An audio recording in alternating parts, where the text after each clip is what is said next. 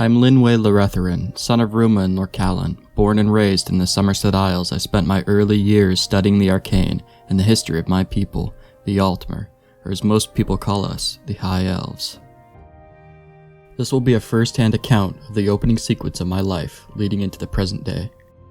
My childhood was one to be envious of. I had great parents, a safe place to lay my head every night, food in my belly, and all the time in the world to practice and hone my skills as a mage and a historian. My parents, on the other hand, well, they had a rougher start than I. They both grew up fighting in the wars against Tiber Septim. Though they kept their involvement in the war very tight-lipped, my father would drink a little too much from time to time and tell me grandiose stories of their time together in the war. Being children of war would make you think that they held great disdain for the human races whom they'd fought against. But it was quite the contrary. The humans they fought against to them were cogs in the machine that was Tiber Septim. Their true enemy was that man, and the power he possessed at that time.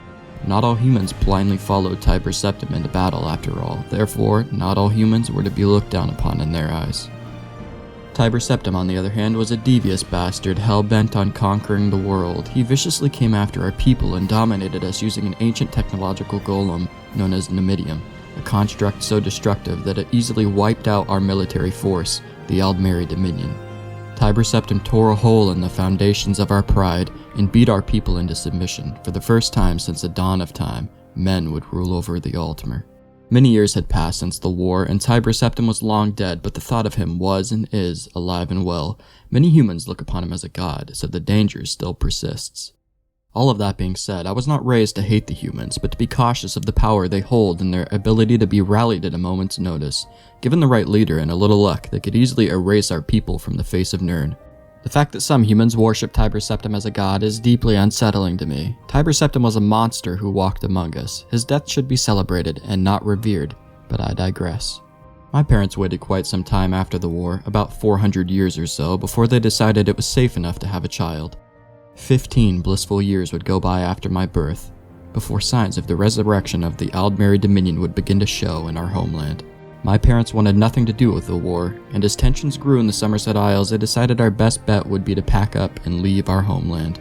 I would be on the doorstep of my 20th birthday before we set sail to our new home. My mother and father had amassed a healthy amount of money in their time, and with their fortune they bought a lovely stead on the eastern border of Cyrodiil.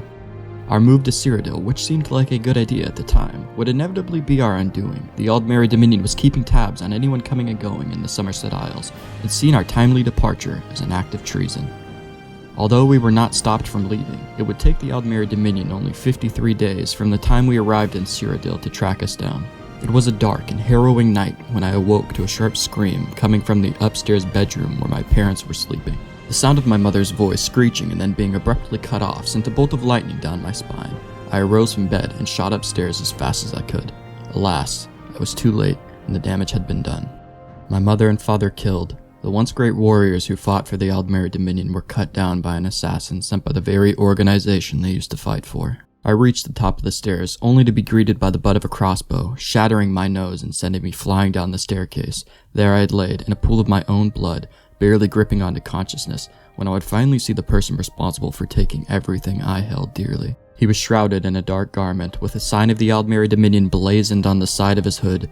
His eyes were golden, his stare sharp as a dagger's edge, and it pierced me to my core. He looked deep into my eyes, chuckled, pointed at the white eagle on his hood before raising his boot, the last thing I remember, before a heavy blow landed against my face and I fully lost consciousness.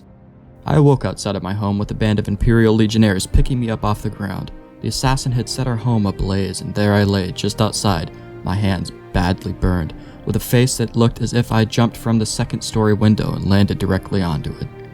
Those Legionnaires took one look at me and assumed I started the fire, as though I, an adept mage, would be so foolish as to set my own hands on fire while burning down our family home and killing my parents. The gall of these soldiers still shocks me, but as far as they were concerned, they had the culprit in the palm of their hands, as there was no sign of anyone but myself around. The incoherent cries of an assassin fell on deaf ears. They just assumed it was the ramblings of a madman and hauled me off to the Imperial City prison. There I would sit, defeated, licking my wounds and building up an insatiable hatred for the Aldmeri Dominion for what they had done. 10 years would go by before I was ordered out of my cell and onto a carriage. I was then shoved onto a boat where I'm currently writing this. I'm not sure what's going to happen to me, but in case this venture is my undoing, I thought I would write down who I was, what had happened to me, where I came from, and last but not least, show respect to my mother Ruma and my father Lord Callan Loretharin, great warriors who fought for what they believed in and died at the hands of the very organization they used to be sworn to protect.